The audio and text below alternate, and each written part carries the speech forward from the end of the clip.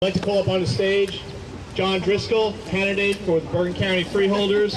He hails from the great town of Paramus, which in the Indian language means land of many shopping malls. Afternoon, everyone. Hello.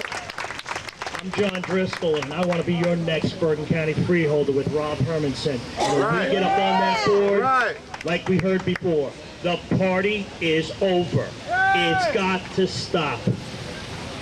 We just said I'm from Paramus, and I was born and raised in Little Ferry, which is also known as Land of Many Floods. Tell me about it. Somebody asked me why I'm running for Bergen County Freeholder, and I told them point blank. My 90-year-old grandmother, 5 years ago, now she's 95, just celebrated her 95th birthday in August. God bless. Had to move out of Hackensack to South Jersey.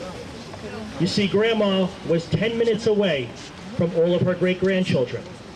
And the fact that she could not afford the property taxes in Hackensack, she had to move down to Fort Dix area, 2 hours away. I got a phone call one night at 10 o'clock at night from my aunt saying, "Johnny, you got to get down here." And when you have a relative in their 90s, you know what that means. And I'll tell you right now, me and my sister flew down that turnpike.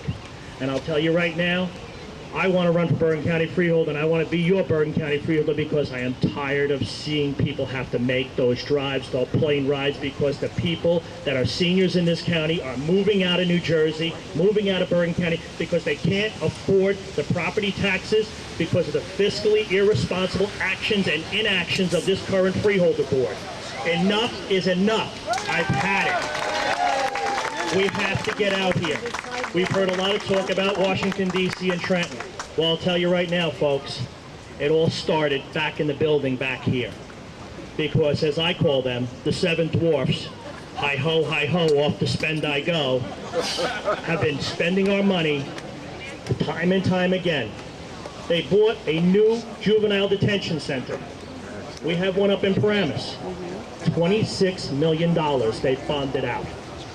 And then they had to toxically clean up the site.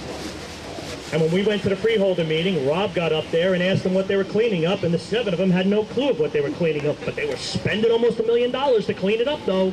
Didn't know what they were doing, though. That's the sad part. And living in Paramus, I've spoken to our two Republican council people.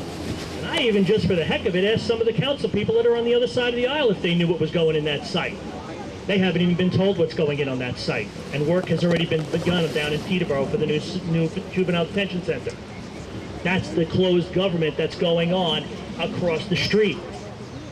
They let you know when they think you need to know. And mind you, $26 million for a juvenile detention center that houses about at any time 16 to 18 juveniles at any given time. I'll tell you right now, that's not a great rate of return. That's for sure. I wish I had $26 million to put into the education fund to help some of these children that are in school, that are sharing books in this county, and it's being done in this county. They're sharing books. That's wrong. It's simple. You're all out here today. I wear this puzzle piece on my jacket for a reason. I have 3 diagnosed autistic children at home. And I'll tell you right now, my middle one, Alec, does not speak. But you know what?